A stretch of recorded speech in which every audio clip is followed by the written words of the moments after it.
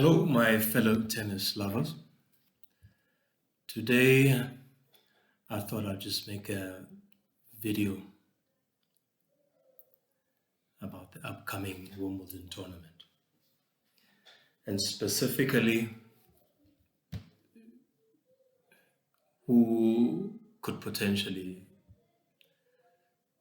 trouble the GOAT, Novak Djokovic, who could potentially stand in his way towards marching to his 24th slam. Personally, I don't think anybody can, but you never know. This is sport we're talking about. Anything can happen. So I've got three categories on who could potentially pose a problem for the Joker. And the three categories are as follows. I've got the OGs, I've got the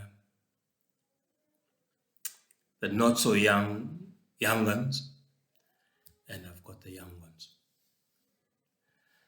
Now in the OGs, I guess Umari can be considered an OG because he's been there for a long time and he's done it. So he could potentially be a banana skin for Novak. But with all of his troubles over the years, with the injuries, and unfortunately getting a beat down not so long ago by Alex Demino, his confidence might not be sky high. But you never know. I mean, this is his home slam, and he could do something. He could definitely do something. Grass is, I believe, is one of his favorite surfaces to play on. So he's one of the OGs. The second OG is Stan the Man. I mean, he's been down in the doldrums, of course, but you can never count out a guy who's got 3 slams under his belt. I don't care how badly he's been playing, but in the past he's proven to be a big-time player in the big stage. So I cannot write Wawrinka off. And who else I've got on my list and part of the OGs? Nah, can't think of anybody else. The older guys, the 30-plus club. Now, the guys that have kind of been there at the top of the game in their 20s to late 20s. That's my second category. It's the older young ones who everybody thought by now would have, kind of produced the number one player to kick Djokovic and Nadal out of the way.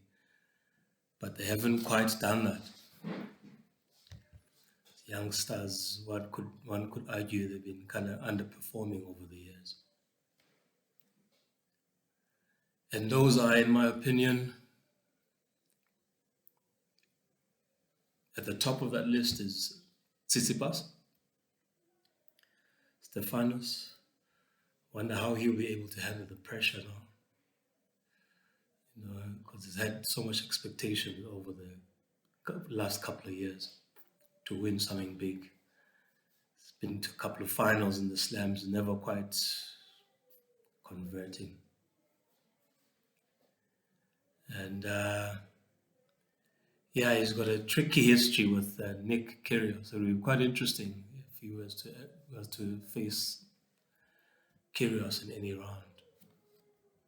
That would be quite a explosive and dynamic match. Lots of tension and history there. But yeah, for sure. I mean, he's got it in him to do something good in this particular Wimbledon. Number 2 in that category is Nick Kyrgios. Now, Nick Kyrgios is quite a complicated character. He's quite an explosive tennis player. Of course, everybody knows that the booming serve and the ground strokes and all the sorts of shenanigans it brings onto the court, he could obviously destabilize the court. But once again, I mean, it will be quite interesting if he comes up against Stefanos. What would happen there? That would be very, very interesting to watch. Worth paying a lot of money to watch on center court in Wimbledon. But yeah, he's beaten Djokovic before, a couple of times, I believe. And there's no reason he couldn't do it again on a good day where he concentrates the entire match and just cuts down some of the shenanigans and then just focus on the job at hand. 3 on that list is Sasha Bublik. He's obviously just won quite a big tournament, I think, in Halle. He's doing incredibly well, and grass is absolutely, without a shadow of a doubt, his strength. That's his favorite surface to play on. He's got all sorts of, funny tricks, trick shots, big serve as well. And also a little bit like Kyrgios, depends whether he can just pull it together and concentrate the whole match. Well, in succession. 7 matches in total. I don't see that happening, I'm afraid. But you never know. You never know with the confidence that he got from this tournament win. It would be quite interesting to see him in the second week, see how far he could take that. Category number 3 is the young ones. I'm going to leave the obvious one to the very last. Second last in the entire list of the OGs and the older young ones and the young ones is Holger Rune or Rune. Not sure by Bizanjan, it's a name yake, but I'll stick with Rune. Very good youngster. I don't know if he'll be able to deal with the pressure of essentially being, as young as the career is, he's kind of living in the shadow of Alcaraz right now. I think they kind of grew up at the same stages, played the same junior tournaments and all of that. So everybody was probably in the world of tennis thinking that he's going to be as successful as early as Alcaraz is. I think he's ranked number 6 or 7 now, so potentially see him struggling in the shadows of Carlito. But as everybody knows, he's got a winning head-to-head against Djokovic. I think he's at 3-0 or 2-0, something like that. So if he was to face Djokovic in the final, believe it or not, he would probably be categorized as the favorite. So that could happen. Last but not least, Carlitos. He's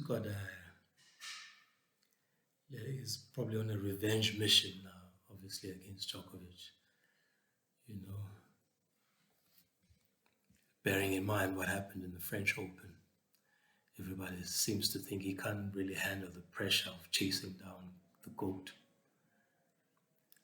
Everybody else he doesn't have a problem with. He seems to have a kind of a mental block when it comes to playing Djokovic in the big stage.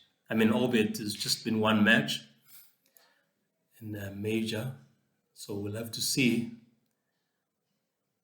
But he's been talking quite confident that it's something like that is not going to happen. He's learned a lot from that experience. At Philippe Chatrier. So we'll see how he deals with being in center court in SW19, potentially in the final. Might be a bigger stage than Philippe Chatrier, in my opinion. So I'm not sure if all of this positive talk is just talk. Doesn't quite know what he's, in for. But yeah, very excited. The draw is happening on Friday. Let the games begin. See you in the next video. Peace.